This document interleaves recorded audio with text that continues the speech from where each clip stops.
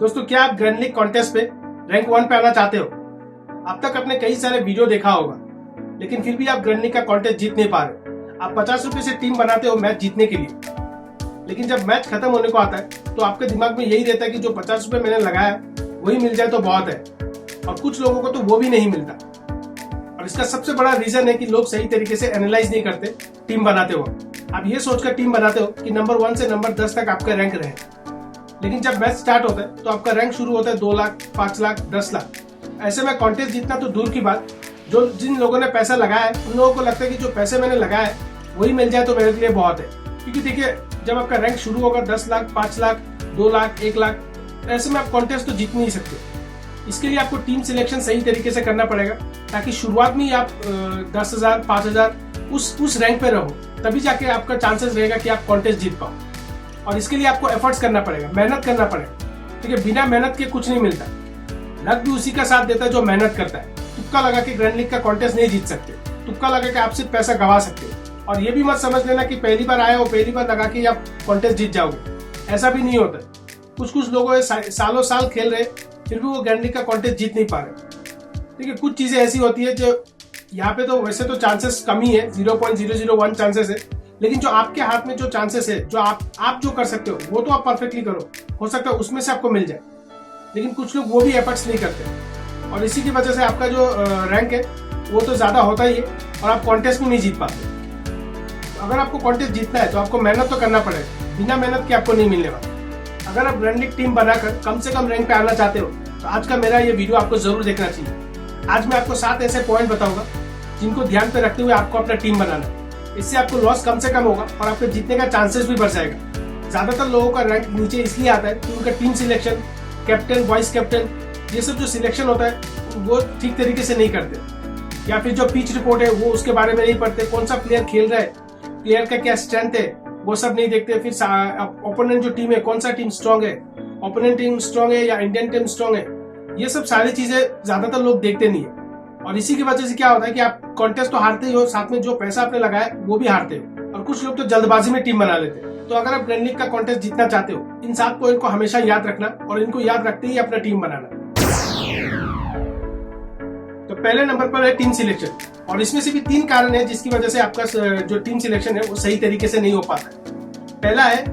पहला रीजन है कि आप जब टीम बनाते हो तो आप बहुत जल्दबाजी में बनाते हो। टीम का जो सिलेक्शन करते हो वो जल्दबाजी में करते हो, और इसकी वजह से क्या होता है कि आपका टीम सही तरीके से नहीं बनता है। दूसरा रीजन है, आपको ज्यादातर इंडिया के प्लेयर्स के बारे में पता होता है। इंडिया का जो भी प्लेयर्स खेल रहा होता है उनके बारे में तो आपको पता होता है कि जैसे मान लीजिए विराट कोहली। अब विराट कोहली को आपको पता है कि वो बैट्समैन है, किस तरीके का खेलता है वो आपको पता है। रोहित शर्मा के बारे में आपको पता है, फिर बुमराह के बारे में आपको पता है, अश्विन के बारे में आपको पता है। लेकिन जो ओपोनेंट टीम होता है उनके बारे में आपको ज्यादा नॉलेज नहीं होता है। जैसे साउथ अफ्रीका का पकड़ लीजिए, कुछ प्लेयर ऐसे हैं जिनके बारे में आपको इन्फॉर्मेशन ही नहीं है कि वो कैसा खेलता है, क्या वो बैट्समैन है, क्या वो बॉलर है, तो उनके बारे में आपको ज्यादा इन्फॉर्मेशन नहीं होता है। और इसकी वजह से क्या होता है कि आप सही तरीके से टीम सिलेक्ट नहीं कर पाते।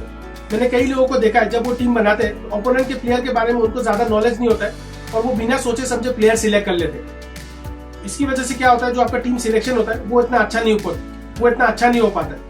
और क्या होता है कि आपका जो रैंक होता है, जो इसी में क्या होता है, रैंक जब शुरू होता है तो आपका रैंक नीचे से शुरू होता है। तीसरा कारण है लक। ज्यादातर लोग ये सोचकर टीम बनाते हैं कि लक, मेरा अगर नसीब अच्छा हुआ तो मुझे मिल जाएगा। देखिए, लक के बेस पर तो ये मैच आपको ग्रैंड लीग जो है वो मिलने से रहा, क्योंकि वैसे ही यहाँ पे चांसेस कम रहता है। और फिर आप सोचोगे कि लक के बेस पर मुझे मिल जाएगा, तो ऐसा कभी नहीं होने वाला। क्योंकि 1 करोड़ में से या 2 करोड़ जो जहाँ पे गेम होता है, ड्रीम 11 मान लीजिए या कोई भी प्लेटफॉर्म पे गेम होता है, तो वहाँ पे 2-3 करोड़ लोग खेलते हैं, उनमें से किसी एक को मिलेगा 1 करोड़। तो आप समझ लीजिए कि आपका जीतने का चांसेस क्या है। ऐसे में अगर आप सोचोगे कि आपके लक के बेस पर आपको मिल जाएगा, तो ऐसा कभी नहीं होने वाला। जो आपके पास है, जो आपको स्किल सीखना है, जो आपको पता होना चाहिए, वो तो एटलीस्ट आपको पता होना चाहिए। ठीक है, लक ये ठीक है कि लक डिपेंड करता है, लेकिन आपको अपना स्किल्स भी देखना पड़ेगा। बिना सीखे आप ये काम नहीं कर सकते। कुछ चीजें हैं जो आपको पता होनी चाहिए, जैसे पिच रिपोर्ट्स, प्लेयर कौन सा अच्छा है, कौन सा प्लेयर स्पिन से अच्छा खेलता है, कौन सा प्लेयर फास्ट बॉलर को अच्छा खेलता है, ये लेफ्टी बॉलर अच्छा रहेगा क्या, स्पिनर इस फील्ड में अच्छा रहेगा क्या। तो ये सारा चीजें आपको पता होनी चाहिए। बाकी लक जो है वो तो आ ही जाएगा, कभी ना कभी तो आ ही जाएगा। तो ये 3 रीजन है जिसकी वजह से आपका टीम सिलेक्शन सही तरीके से नहीं कर पाते। अगर आपको ग्रैंड लीग का कॉन्टेस्ट जीतना है तो आपको एक प्लेयर का इन और आउट पता होना चाहिए। वो प्लेयर पहले कैसे खेलता था, अब कैसा खेलता है, क्या वो प्लेयर जो पहले जितना रन बनाता था, क्या अब भी वो उसका जो फॉर्म है वो अभी बरकरार है या नहीं है, क्या अब वो अब भी इसी तरीके से खेल रहा है, क्या वो जो बैट्समैन है वो स्पिनर्स को अच्छा खेलता है या फास्ट बॉलर को अच्छा खेलता है, या फिर जो पिच पे खेल रहा है क्या वो जो पिच पे खेल रहा है वो पिच क्या स्पिनर्स के लिए अच्छा है या फिर फास्ट बॉलर के लिए अच्छा है। तो ये सारी चीजें हैं जो आपको पता होनी चाहिए। दूसरा पॉइंट है पिच रिपोर्ट। देखिए पिच रिपोर्ट बहुत इंपॉर्टेंट होता है, क्योंकि देखिए जब भी मैच होता है तो जो प्लेयर सिलेक्ट करते हैं या फिर जो मैनेजमेंट जो भी प्लेयर टीम सिलेक्ट करती है, पिच के रिपोर्ट पे बहुत कुछ डिपेंड करता है। क्योंकि अगर आपका पिच जैसे मान लीजिए पिच है रेड सॉइल वाला, तो वहाँ पे पिच क्या होगा, बॉल बाउंस होगा तो बैट्समैन फास्ट बॉलर ज्यादा चलेंगे, लेकिन अगर ब्लैक सॉइल हुआ तो वहाँ पे स्पिनर ज्यादा चलेंगे। तो ऐसे में आपको समझना होगा कि पिच क्या है, और इसके लिए आपको रिपोर्ट्स देखने होंगे, पिछला रिकॉर्ड देखना होगा कि जो इस पिच में जब खेला गया रेड सॉइल पिच में खेला गया तो कितना रन रेट रहा या स्कोर कैसा रहा, फिर अगर ब्लैक सॉइल में खेला गया तो कैसा रहा, जो फर्स्ट में बैटिंग करता है उसका रिकॉर्ड कैसा रहा, जो सेकंड बैटिंग करता है क्या वो मैच जीतने के चांसेस में रहता है या नहीं रहता है, फर्स्ट बैटिंग करने वाला कितना मैच जीता है, सेकंड बैटिंग करने वाला कितना मैच जीता है। तो ये सारी चीजें आपको देखना होता है। उसके साथ साथ आपको करंट पिच का रिपोर्ट भी देखना पड़ता है, क्योंकि देखिए रिकॉर्ड जो है वो तो पुराना है, अभी जो पिच बनेगा वो नया स्टाइल से बनेगा। पिच में रोलर डाला जाएगा, पानी चिटका जाएगा, पिच को एक तरह से आप कह सकते हो कि नए तरीके से पिच को बनाया जा रहा है। बस वहाँ पे पिच बना हुआ है, लेकिन वहां से फिर मट्टी डाला जाएगा, वहाँ पे पानी डाला जाएगा, रोलर मारा जाएगा। एक तरह से आप कह सकते हो कि पिच नई तरीके से बन रहा है, उसका भी रिपोर्ट आपके पास होना चाहिए। अगर आप ये सोच के टीम बना लोगे कि पुराना जो रिकॉर्ड है उसके बेस पर सोच कर टीम बना लोगे तो ऐसा नहीं चलेगा। आपको नया रिकॉर्ड जो पिच के जब भी मैच होता है तो उससे पहले पिच का रिपोर्ट दिया जाता है, तो वो भी आपको देखना पड़ेगा। फिर जो प्लेयर जो प्रेस कॉन्फ्रेंस करते हैं वो भी आपको देखना पड़ेगा, क्योंकि वहाँ पे बहुत सारे हिंट्स दे देते हैं प्लेयर जो कैप्टन्स होते हैं। जब मैच शुरू होता है, मैच शुरू होने से एक दिन पहले कैप्टन जो है वो हिंट्स दे देता है कि 3 प्लेयर को लेके 3 फास्ट बॉलर को लेके खेलेगा या 3 स्पिनर्स को लेके खेलेगा या ज्यादातर बैट्समैन को लेके खेलेगा। तो वो कुछ हिंट्स होते हैं जो कैप्टन आपको दे देते हैं, उससे आप थोड़ा आइडिया लगा सकते हो कि पिच क्या कंडीशन है। ठीक है, तो ये सारी चीजें होती है जो आपको पिच के बारे में पता होनी चाहिए और पता करनी भी चाहिए। मैंने देखा कई लोगों को देखा है कि जो पिच के रिपोर्ट्स है उस पर ज्यादातर लोग एफर्ट्स देते ही नहीं, तो इससे क्या होता है कि आपको कुछ पता ही नहीं है, बिना सोचे समझे आप जब जाके टीम बनाओगे तो आप ऐसे ही हारोगे। तो फिर आप ये मत समझिए कि आप कॉन्टेस्ट जीत जाओगे, तो आप जो 50 रुपए लगाओगे वो भी हारोगे और कॉन्टेस्ट जीतना तो दूर की बात, वो तो आप जीत ही नहीं पाओगे। तीसरा पॉइंट है टीम पोजीशन। देखिए टीम पोजीशन भी बहुत इंपॉर्टेंट होता है, कौन सा टीम वीक है, कौन सा टीम स्ट्रॉन्ग है, ये भी आपको देखना पड़ेगा। जैसे आपको पता है कि हाल ही में जो बांग्लादेश के साथ इंडिया का टेस्ट सीरीज हुआ, वहां पे आप पता ही है कि आपको इंडिया ज्यादा स्ट्रॉन्ग है, बांग्लादेश इतना स्ट्रॉन्ग है नहीं।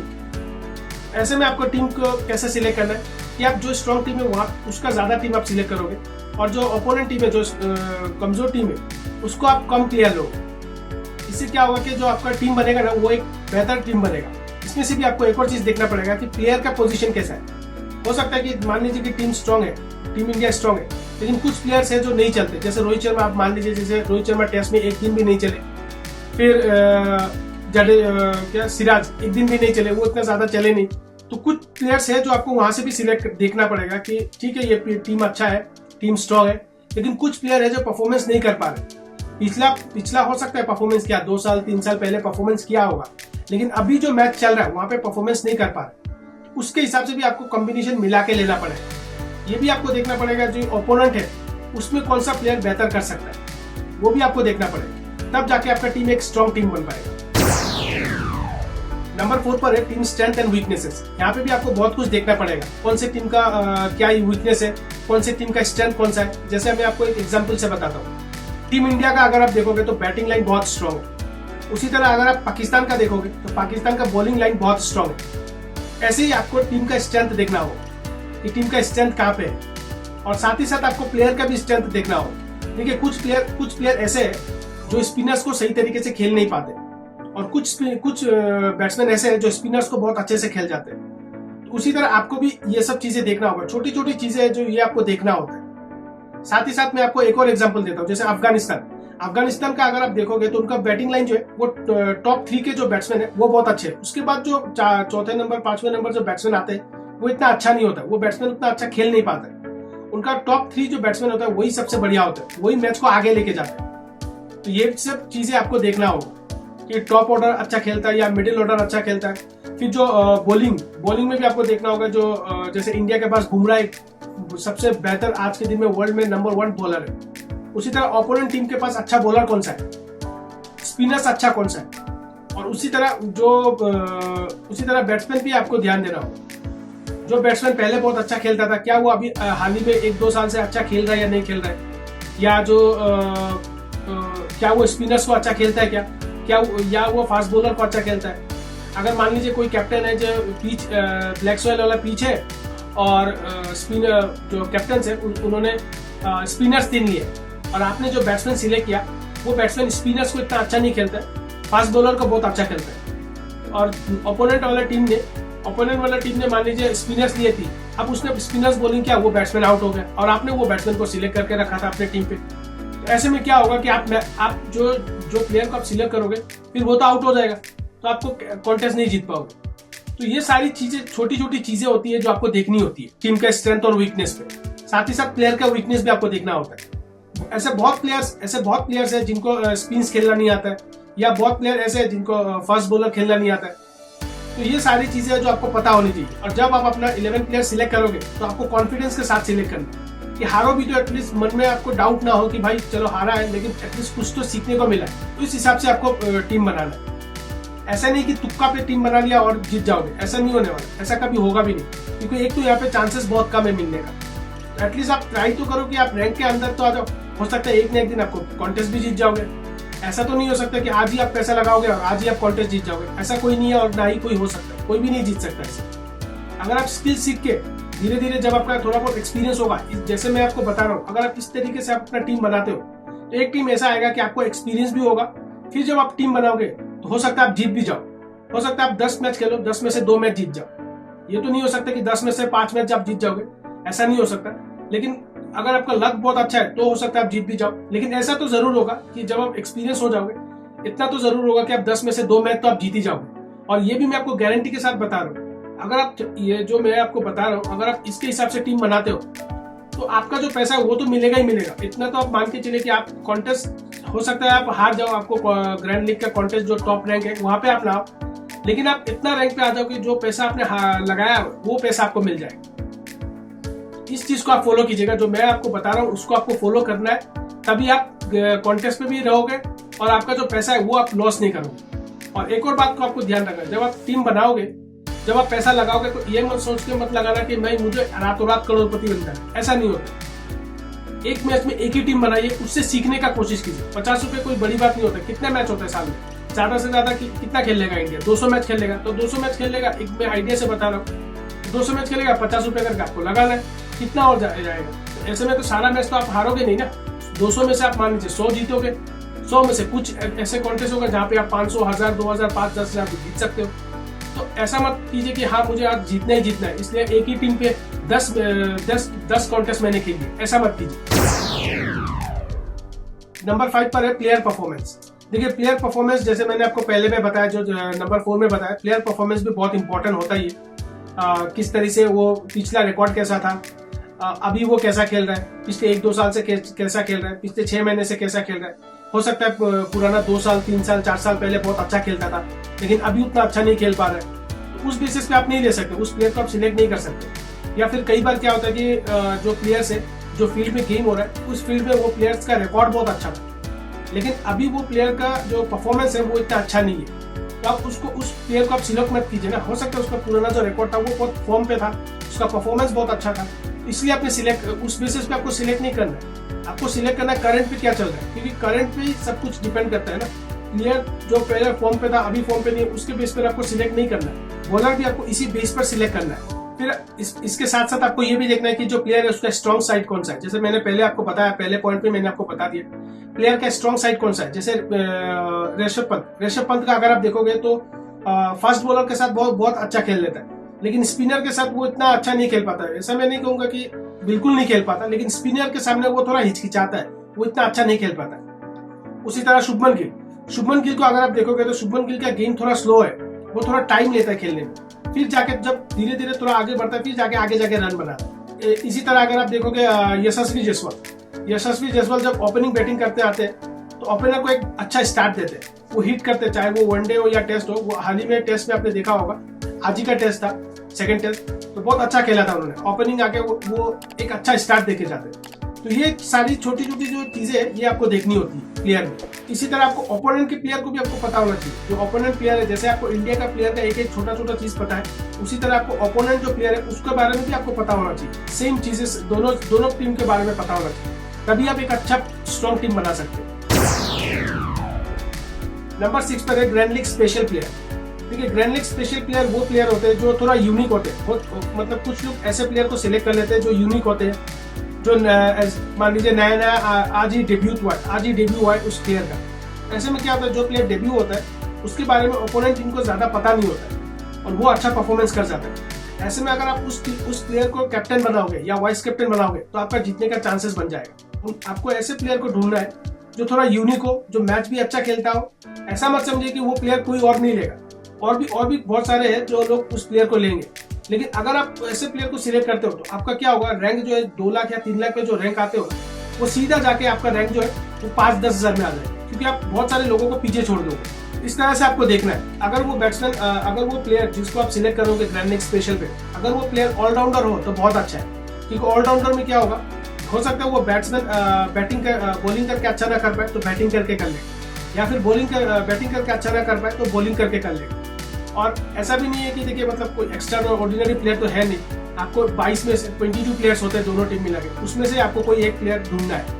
एक ही प्लेयर काफी है। अगर आप एक ही प्लेयर को ढूंढ लेते हो तो आपका काम बन गया, मान लीजिए, तो आपका काम बन जाएगा। और उस एक प्लेयर को आपको ढूंढना पड़ेगा कि कौन है, और इसकी वजह से आपको पिच का कंडीशन समझना पड़ेगा, प्लेयर का कंडीशन समझना पड़ेगा, कौन सा प्लेयर इस 22 में से कौन सा प्लेयर है जिसको आपको लगता होगा कि हाँ ये बेहतर कर सकता है। अब देखिए, आपने तो आप अपना हिसाब से तो टीम बना लोगे, जीएल भी आप सिलेक्ट कर लोगे। कुछ चीजें होती है जो नसीब के ऊपर, फिर आपके बात आएगी नसीब के ऊपर, लक के ऊपर। तो नॉलेज के बेस पर जब आप लक को ऐड करोगे तो हो सकता है कि आप कॉन्टेस्ट जीत पाओ। अब डायरेक्टली कंप्लीटली आप लक को बेस पे रखते हुए आप कॉन्टेस्ट जीतने का कोशिश करोगे तो कभी नहीं हो पाएगा, या आप मान के चलो कभी नहीं जीत पाओगे। यहाँ तक कि जो आप पैसा लगाओगे वो भी आप नहीं जीत पाओगे।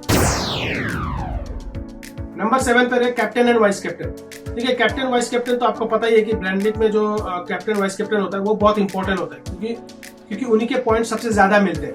तो आप दोनों के मिलाकर आपको सिलेक्ट करना पड़ेगा। जैसे ऑपोजिट ऐसा हो कि कैप्टन, मतलब मैं क्या बोलूं आपको, ऐसा मान लीजिए कि कैप्टन वाइस कैप्टन को सहारा दे, अगर कैप्टन नहीं चल रहा है तो वाइस कैप्टन को सहारा दे, क्योंकि इन दोनों का पॉइंट जो है बहुत ज्यादा मिलता है।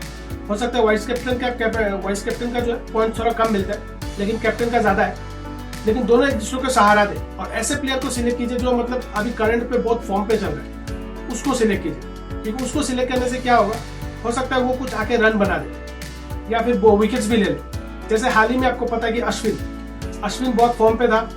अश्विन बैटिंग भी बहुत अच्छा करता है और बॉलिंग भी बहुत अच्छा करता है। टेस्ट सीरीज में वो एक नंबर 1 है बॉलर है, इंडियन टीम में नंबर 1 बॉलर है टेस्ट मैच में।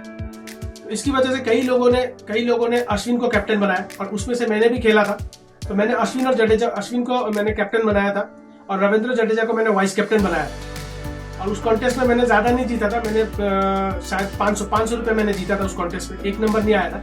पहले दिन तक मैं 1 नंबर पे था, लेकिन जब कॉन्टेस्ट खत्म होने पाया तो कुछ क्या हुआ कि जो सामने वाला प्लेयर था उसने बहुत अच्छा खेल लिया था, उसका टीम बहुत अच्छा था, तो मैं सीधा 1 नंबर से पूरा नीचे आ गया था। तो मुझे ज्यादा नहीं मिला, 500 रुपये मुझे मिला था। इस तरह से आपको भी अपना कॉन्टेस्ट सिलेक्ट करना है, आपको भी अपना जो कैप्टन है उसी बेस पे सिलेक्ट करना है कि कौन सा प्लेयर फॉर्म पे है।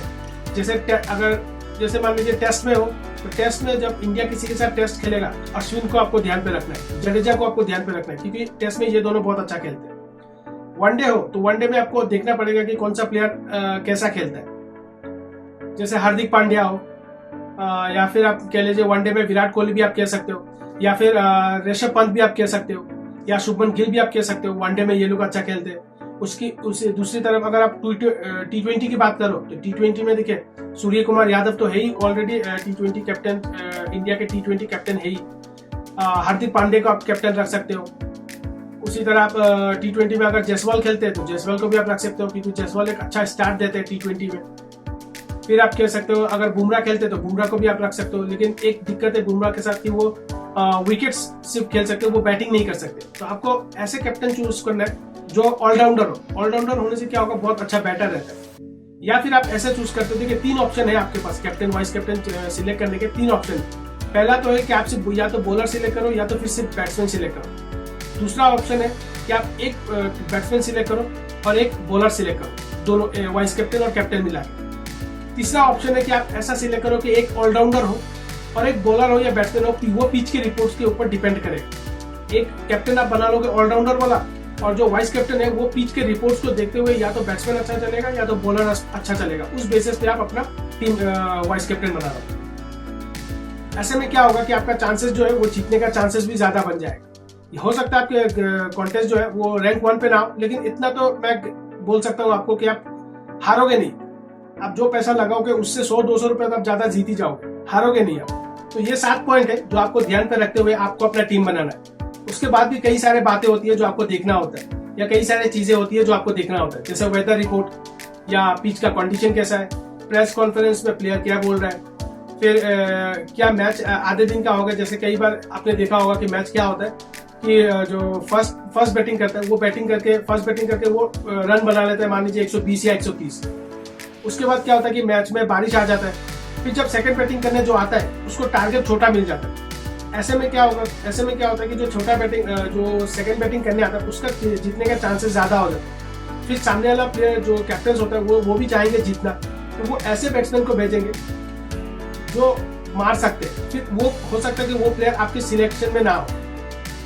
ये कुछ चीजें होती है जो मैच शुरू होने से पहले ये सब चीजें आपको देखना होता है। वेदर कंडीशन बहुत इंपॉर्टेंट है। प्रेस कॉन्फ्रेंस जो कैप्टन जो प्रेस कॉन्फ्रेंस में क्या बोल रहा है वो बहुत इंपॉर्टेंट है। पिच रिपोर्ट बहुत इंपॉर्टेंट है। लेटेस्ट पिच रिपोर्ट बहुत इंपॉर्टेंट है। फिर कौन से प्लेयर को ड्रॉप किया जा रहा है, कौन से प्लेयर को इन किया जा रहा है, ये भी बहुत इंपॉर्टेंट है। देखिए कई बार क्या होता है, जैसे मैंने आपको पहले भी बताया इसके बारे में, कि जब कोई प्लेयर को इन करता है, जैसे मान लीजिए कोई कैप्टन किसी एक बॉलर को इन कर रहा है ज्यादा, जैसे मान लीजिए 3 फास्ट बॉलर को ले रहा है, पहले से तो 2 ही है, उसके बाद एक और को ऐड कर रहा है। इसका मतलब एक आइडिया लगा सकते हो आप कि भाई ये पिच फास्ट बॉलर के लिए, स्पिनर्स के लिए नहीं होगा। क्योंकि अगर स्पिनर्स के लिए होता तो कैप्टन क्या करता, 3 स्पिनर लेता, ना कि दो स्पिनर। उसी तरह सेम आपका स्पिनर्स के लिए भी। और अगर पिच बैटिंग का हुआ तो जो कैप्टन है वो क्या करेगा, दोनों का कॉम्बिनेशन मिलाएगा, ना बॉलर ज्यादा रहेगा ना स्पिनर ज्यादा रहेगा, उसमें क्या होगा, ऑलराउंडर ज्यादा रहेगा। तो ये सारी चीजें होती है जो आपको देखना होता है। और जो बातें मैंने आपको बताया, अगर आप इस बेसिस पे अपना टीम बनाते हो, इतना तो मैं कह सकता हूँ कि आप हो सकता है कि आप कॉन्टेस्ट 1 नंबर पे ना आ पाओ, इतना मैं बता सकता हूँ आपको। आप अपना पैसा हारोगे नहीं। आप हो सकता है कि आप 100 मैच खेलोगे, उसमें से 50 मैच आप क्या करोगे, 50 मैच आपका क्या होगा कि आप कॉन्टेस्ट 1 नंबर पे ना आ पाओ, लेकिन जो आप पैसा लगाओगे वो पैसा आपको आ जाएगा। या फिर हो सकता है आप 500, 1000, 2000, 5000, 10,000 ऐसे भी जीत सकते हो। इस बेसिस पे आप अपना टीम बनाइएगा, फिर क्या होगा, आपका लॉस का चांसेस बहुत कम से कम होगा। तो दोस्तों अगर आपको मेरा ये वीडियो अच्छा लगा तो चैनल को लाइक और सब्सक्राइब कर लीजिए। चलिए मिलते हैं अपना अगले वीडियो पर।